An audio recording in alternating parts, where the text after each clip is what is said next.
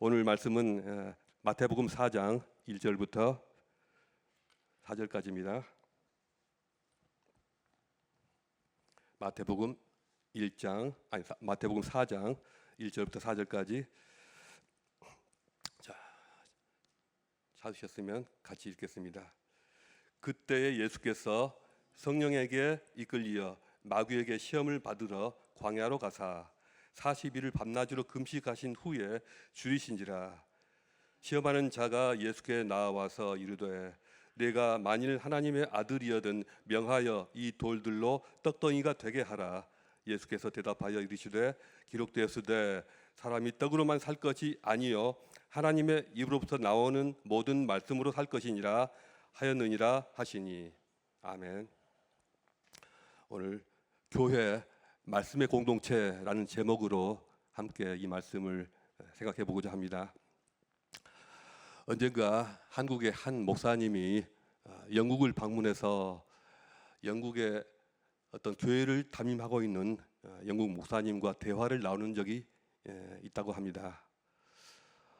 이 영국 땅은 과거에 엄청나게 교회가 부흥했던 땅인데 왜 지금은 이렇게 교회가 텅 비게 되었습니까? 그 원인이 무엇입니까? 라고 물었더니 그 영국 목사님이 이렇게 답을 하더라는 것입니다.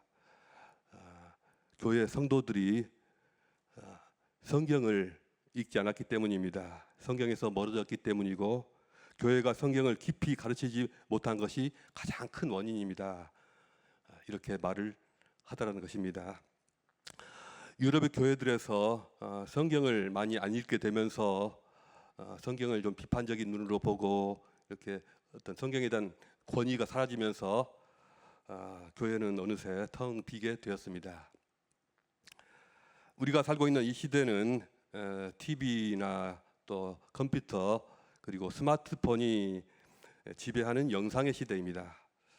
점차 책을 읽는 것이 우리가 영상으로 보는 것에 밀려서 왠지 책 본다는 게 구시대적인 어떤 유물로 느껴지면서 모든 정보들은 다 웬만하면 다 영상으로 만들어지고 있습니다. 가면 갈수록 책 읽는 사람들이 줄어들고 있고요. 수많은 서점들이 문을 닫지 않았습니까? 이런 시대적 상황과 맞물려서 교인들이 성경 읽는 시간을 많이 갖지 못하고 있는 것으로 보입니다. 한국의 크리스찬 중에서 매일 성경을 읽는 비율이 얼마나 될까요?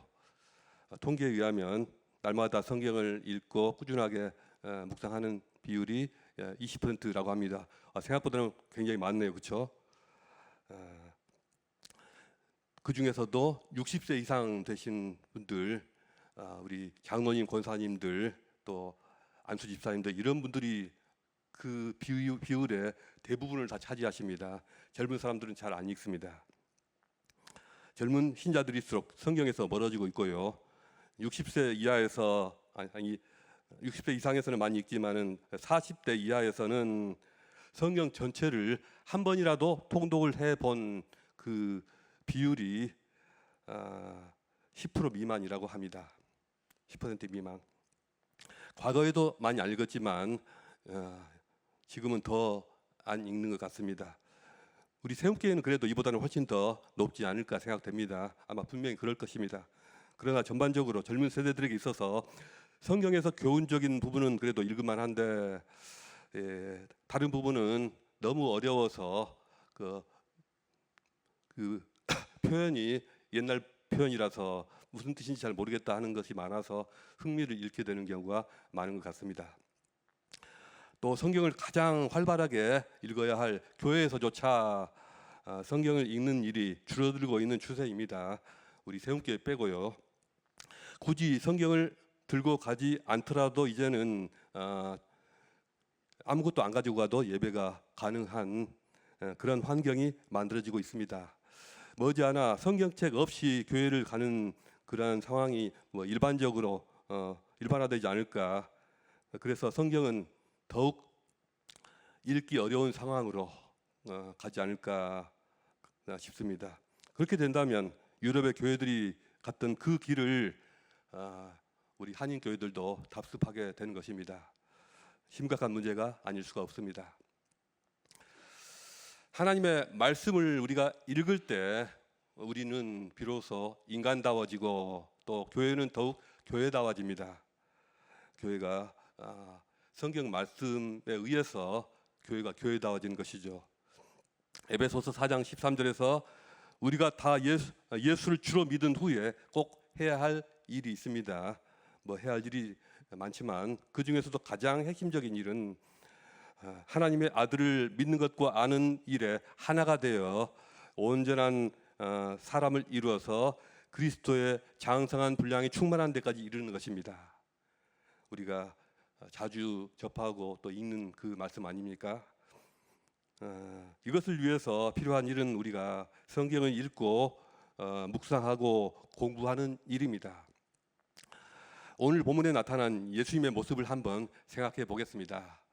예수께서 이제 막 공생애를 시작하시려는 때입니다.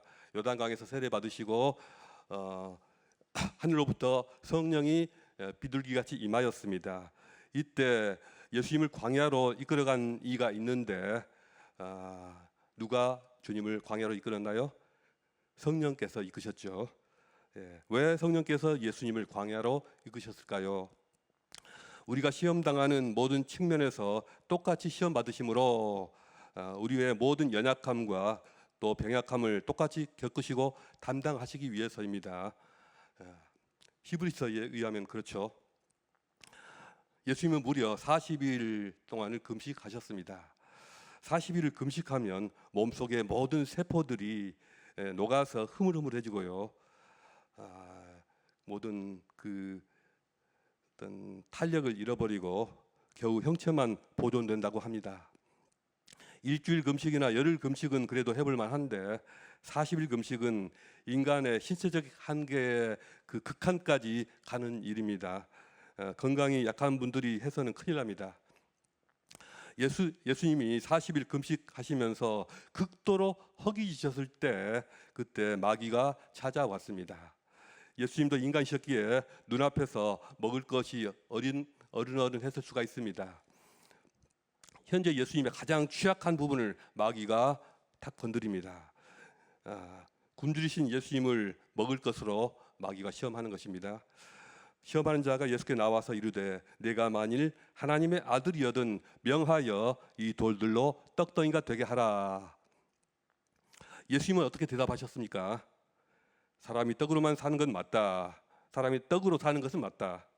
그러나 하나 그것만으로는 인간이 인간다워지지 않고 또 하나님과의 관계 속에서도 바로 서는 거룩한 존재가 될 수가 없다.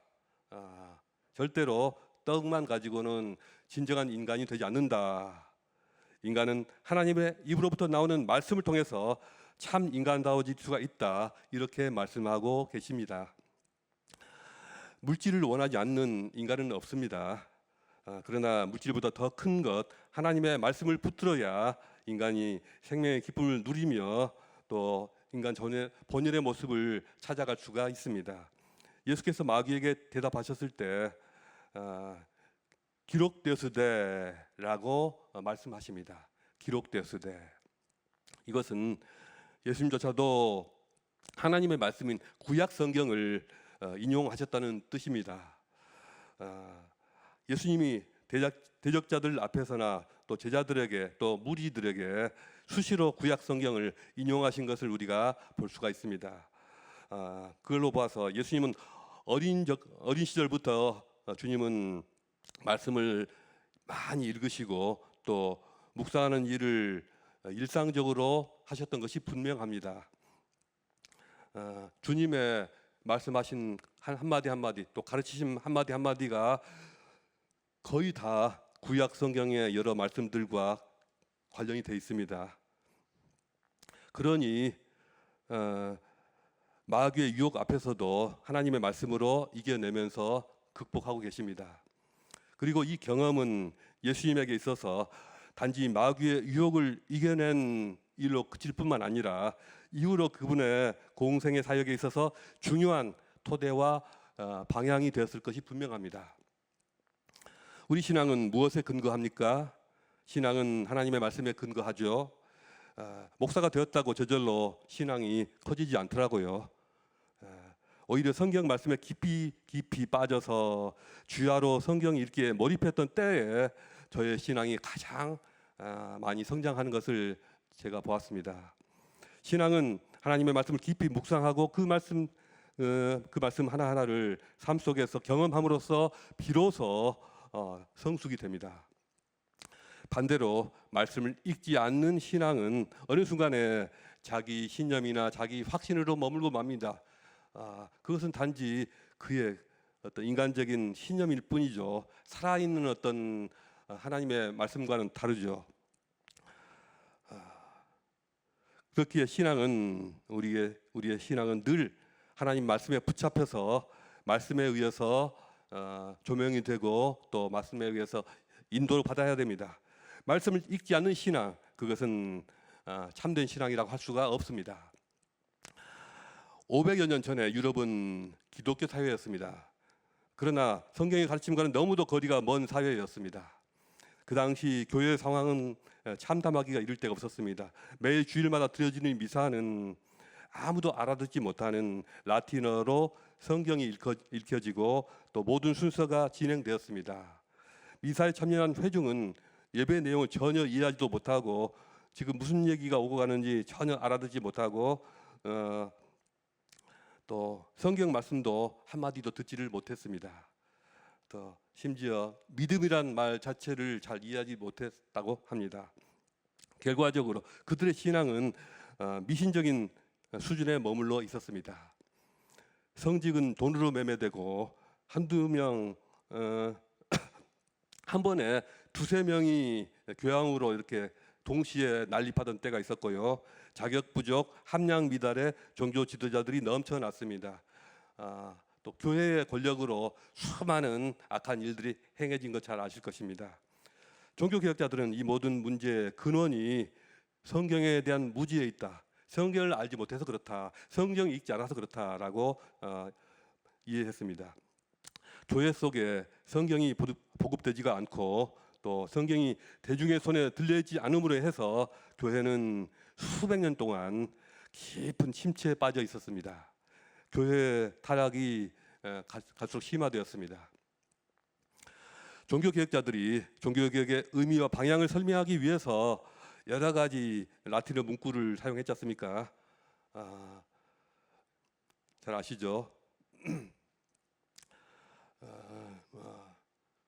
솔라 스크립투라, 솔루스 크리스투스 이런 라틴어 문구들, 그 중에서도 아드 폰테스라는 말을 혹시 들어보셨습니까? 아드 폰테스, 이 라틴어인데요.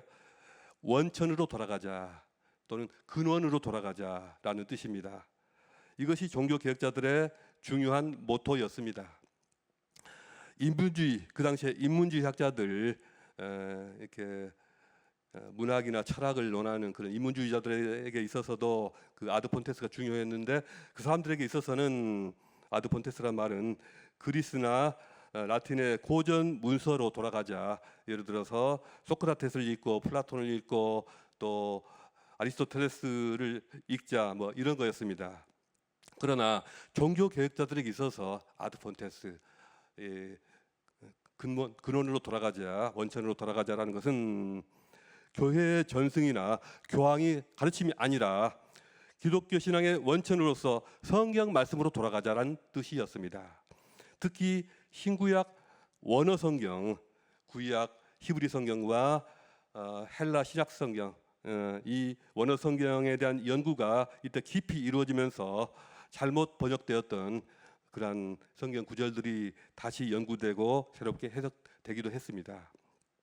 그런데 이 아드 폰테스라는 이 말은 성경에도 있는 말입니다. 라틴 성경에서 시편 42편 1절에 언급되어 있습니다. 시편 42편 1절 어떤 말씀인지 확 생각이 나십니까? 이 말씀이죠. 하나님이여 사슴이 시냇물을 찾기에 갈급함 같이 내 영혼이 주를 찾기에 갈급하나이다. 사슴이 시냇물을 찾기에 갈급하다. 여기서 시냇물을 찾기에라는 말이요, 아드 폰테스 아쿠아룸이라고 하는데요. 다시 말해서 사슴이 물줄기의 근원을 찾기에 갈급하다.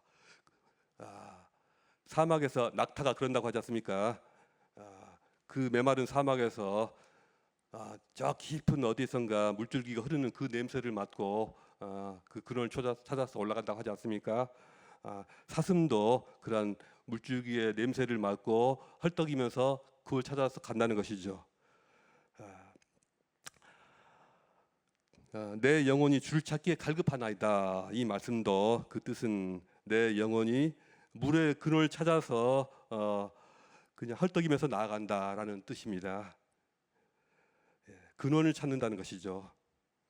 자, 근원으로 돌아가자라는 것은 종교 개혁자들의 중요한 삶의 방식이었습니다. 너무나도 중요한 그들의 어떤 신앙적 목표였습니다. 그래서 그들은 가톨릭 교회가 갖고 있던 모든 어떤 제도라든가 전승 이런 것들을 다 제쳐놓고 하나님 말씀인 성경에 모든 관심과 열정을 쏟아부었습니다. 자기 나라 말로 성경을 번역하고 연구하고 가르치고 또 성경 말씀 바르게 읽고 묵상하게 이렇게 도움을 주었습니다. 그것이야말로 신앙의 알파요 오메가다. 신앙의 첫 번째 과제라고 그렇게 여겼습니다. 그리고 성경을 바르게 해석하고 적용해야만 참된 신앙을 얻을 수 있다고 그렇게 믿었습니다. 그 전까지는 성경에 어떤 말씀이 있는지 한 번도 읽어보지 못했던 사람들이 비로소 성경을 갖게 되었고 성경을 읽게 되었고 그 뜻을 이해하게 되었습니다. 종교개혁자들의 관심은 교회와 성경의 관계였습니다. 자, 교회가 성도들을 가르치기 위해서 자신의 권위로 자신의 어떤 판단에 따라서 성경을 조직하고 만든 것이 아니라 오히려 교회란 하나님의 말씀에 의해서 세워진 피조물이다. 하나님의 말씀인 성경이 교회를 교회되게 한다라고 그렇게 믿었습니다. 역사적으로 성경이 사라질 위기는 늘 있어 왔습니다. 성경을 읽지 않을 때 교회는 타락과 부패가 반복해서 일어났습니다. 성경 말씀이 선포되지 않고 사람의 말이 그 자리를 대신할 때 하나님은 촛대를 옮기셨습니다. 만약 교인들이 성경을 어려워한다고 또 부담스러워한다고 해서 교회가 성경이 아닌 다른 곳에서 대안을 찾으려 한다면 교회는 순식간에 다 무너지고 말 것입니다. 진리가 아닌 다른 어떤 것으로 설령 부흥이 일어난다고 해도 혹시 가능할지도 모르지만 그것은 일시적일 뿐입니다. 잠시 유행했다가 금세 다 사라지고 맙니다. 우리가 사도행전을 보면 처음부터 교회가 세워지고 또 부흥된 것은 진리 되신 말씀이 힘있게 선포되고 또 퍼져나가는 역사이었습니다. 오늘날이라고 해서 달라지는 것은 전혀 없습니다. 진리가 없는 교회의 성장은 오히려 세상에 부정적인 영향을 끼치고 사회를 서서히 부패하게 만드는 그러한 요인이 될 수가 있습니다. 어떤 말씀이 없이 교회가 성장한다 그런 거 가능합니다. 예를 들어서 어떤 강압적으로 권력에 의해서 모두가 다 다지게 만드는 것이죠. 그런 것이 교회를 오히려 부패하게 하고 또 부정적인 영향을 끼친다는 것이죠. 모든 국민이 다 교회 신자였다고 할 수 있는 중세 유럽의 역사, 그것이 이것을 증명하고 있습니다. 언제나 교회는 말씀 자체가 교회를 움직였습니다. 진리에 사로잡히면 교회는 자연스럽게 부흥이 일어나게 되었고요. 또 회개 역사가 순식간에 번지게 되었습니다. 교회는 생명의 시기에 어떤 인위적인 것에 의해서 움직이지 않습니다. 교회를 교회되게 하고 교회를 성장시키고 성숙시키는 것은 성도들이 하나님 말씀에 이 성경 말씀에 사로잡히고 몰입되는 것입니다. 교회에 속한 모든 성도가 성경에 사로잡혀 성경의 재미를 느끼게 하는 일입니다. 성도들의 손에 성경이 있고 또 성경을 살아가는 습관을 잃어버리지 않는다면 한국교회든 이민교회든 호주교회든 어떤 교회든 교회가 망하고 소멸되는 일은 결코 일어나지 않을 것입니다. 그러나 교회가 성경을 잃어버리게 된다면 언제든지 무너지고 소멸되어도 전혀 이상하지 않을 것입니다. 한 가지 걸림돌은 오늘날 교회 안에는 은연중에 성경 공부로는 안 된다. 성경 공부를 해봐야 소용이 없다라고 하는 이러한 부정적인 기류가 있다는 것입니다. 성경 공부가 오히려 교인들 영적으로 교만하게 한다. 또 지식형 교인으로 만든다는 그런 오해가 있습니다. 물론 전혀 근거 없는 말은 아닙니다. 그러나 그러다 보니까 이런 생각 자체가 성경을 깊이 있게 나누는 것, 그리고 또 성경을 깊이 있게 나누면서 묵상할 수 있는 그런 노하우라든가 경험을 만들어 가는데 오히려 걸림돌이 되고 있습니다. 그런 취약한 교회의 어떤 한계, 교회 구조의 틈을 타고 이단과 사이비들이 성경 공부로 교회들을 이렇게 흔들고 충격을 가하고 있습니다. 사실 지금까지 교회는 사실상 오직 성경 또 성경으로 돌아가자 이런 그런 구호가 뭐 한두 번 있던 것은 아닙니다. 얼마나 많았습니까? 수없이 그런 구호를 외쳤습니다. 그런데도 그 실제적인 열매는 별로 대단한 것이 되지 못했습니다. 그동안 한국 교회를 주도했던 수많은 성경 공부들은 늘 지식적인 공부에 머물고 말았습니다. 정작 성경 텍스트 자체의 맛을 보지 못하고 지식적인 배움에 머무르면서 그것으로 성경을 다 공부했다고 착각했던 것 같습니다. 비유하자면 마치 금강산 이곳저곳을 직접 오르고 발로 밟아가면서 경험해야 할 일을 전망대에 올라서 관광 가이드에 설명을 드리면서 그 한 번으로 그걸 보고 들은 것으로 금강산을 다 보았다고 하는 것과 같습니다. 성경의 언저리에 돌다가 안으로 들어가 보지도 못하고 성경을 배울 만큼 배운 것으로 생각하는 것입니다. 그런데도 그것마저도 제대로 머릿속에 정리가 되어 있지가 못합니다.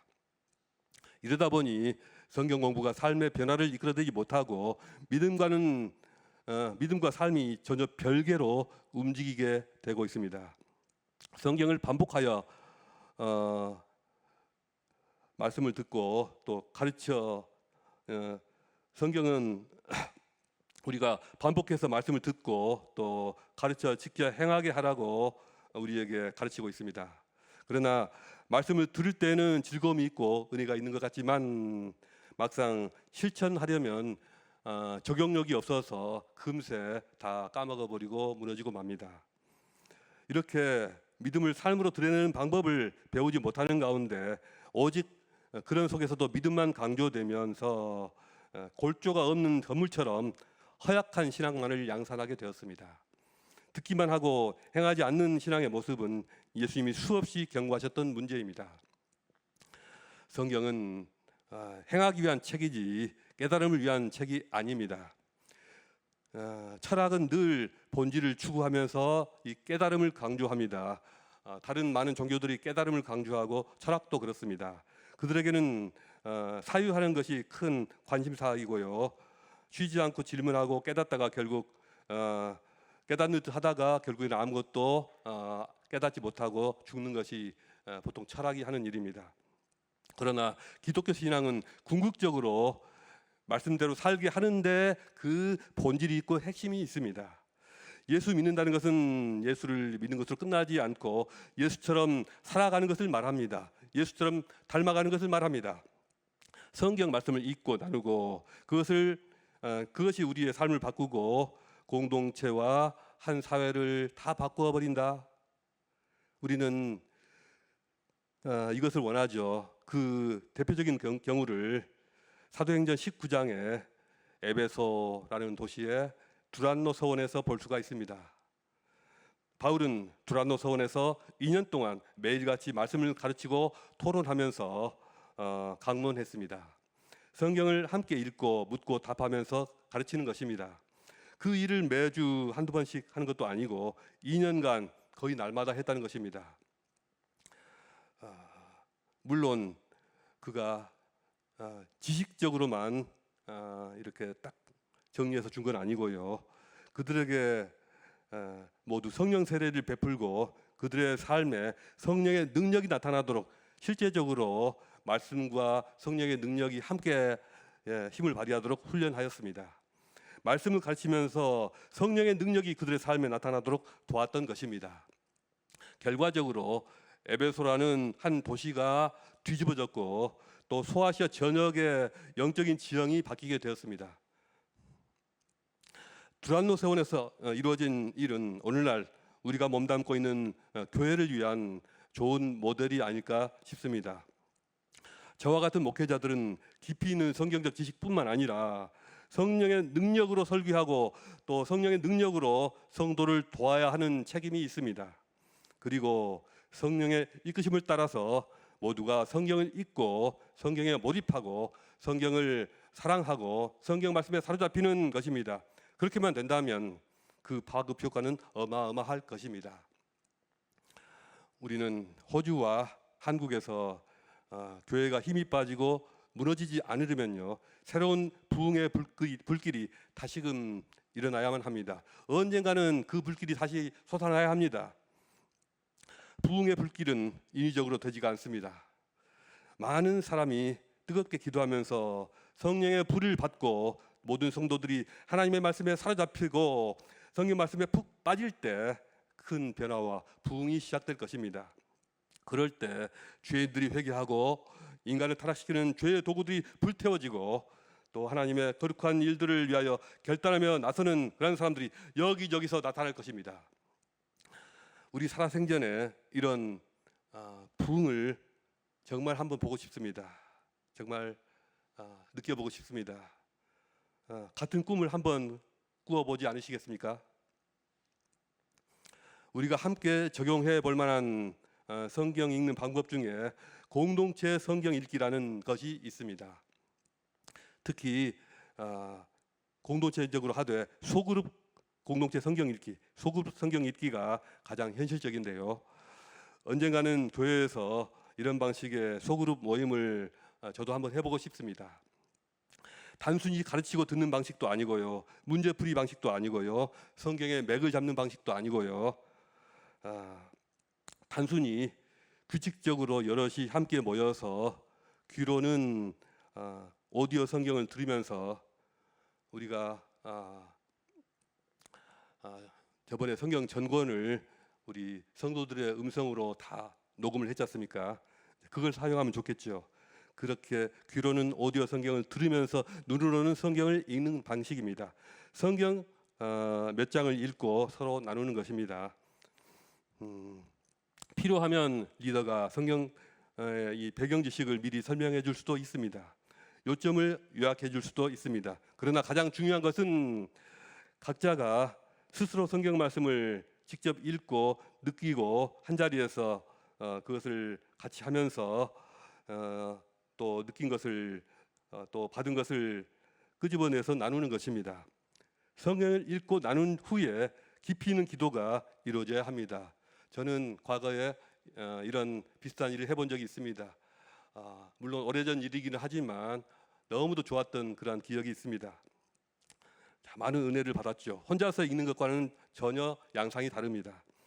이렇게 성경을 함께 읽고 서로 나누고 또 함께 기도하는 일을 반복적으로 하는 것입니다. 읽고 나누고 기도하고 또 찬양도 하고, 자, 이것을 우리가 성경 말씀을 읽는 가장 탁월한 방식이 아닐까, 저는 그렇게 생각합니다. 이것은 성경에 흥미를 잃어버린 그런 분들에게 다시금 동기부여를 해줄 수가 있습니다. 성경을 귀로 듣는 것은 구약시대와 신약시대에 행해졌던 방식이 아닙니까? 그리고 성경을 눈으로 읽는 것은 종교개혁 이후에, 인쇄술이 발전한 이후에 우리가 이렇게 받아들여온 방식입니다. 이 두 가지가 병행되면 하나님의 계시를 더욱 풍성하게 받아들일 수가 있을 것입니다. 그리고 성령께서 주시는 많은 은혜와 유익을 누리게 될 것입니다. 우리가 하나님의 말씀인 성경을 재미있게 누리고 어렵지 않게 소화할 수 있는 방법은 분명하게 있을 것입니다. 성경이 그렇게 늘 딱딱하고 어렵고 좀 부담스러운 그런 책이 될 수는 없습니다. 그렇지 않을 것입니다. 성경의 진리의 말씀들을 주신 하나님께서 그것에 다가갈 수 있는 좋은 방법까지 우리에게 주셨을 줄 믿습니다. 이 시간 다 같이 기도하겠습니다. 기도할 때는 우리 모두가 성경 말씀의 진정한 맛을 누리도록 이렇게 기도했으면 좋겠습니다. 이를 위해서 성령께서 저와 여러분을 또 우리 모든 교회 성도들을 성령께서 하나님 말씀으로 이끌어 가시도록, 성경 말씀의 깊은 세계로 성령이 우리를 이끌어 가시는 그런 역사가 있도록 기도하겠습니다. 또 우리 두 번째로 우리 교회와 모든 한인교회들과 시드니와 호주의 모든 교회들의 말씀 운동이 일어나도록 한번 기도하겠습니다. 그리고 휴가 중이신 담임 목사님을 위해서도 시간 기도하겠습니다. 잘 쉬시고 힘을 얻어서 다시금 돌아오시도록 기도하겠습니다. 자, 오늘 함께 나눈 성경 말씀과 또 이 기도 제목을 가지고 다 같이 통성으로 기도하겠습니다.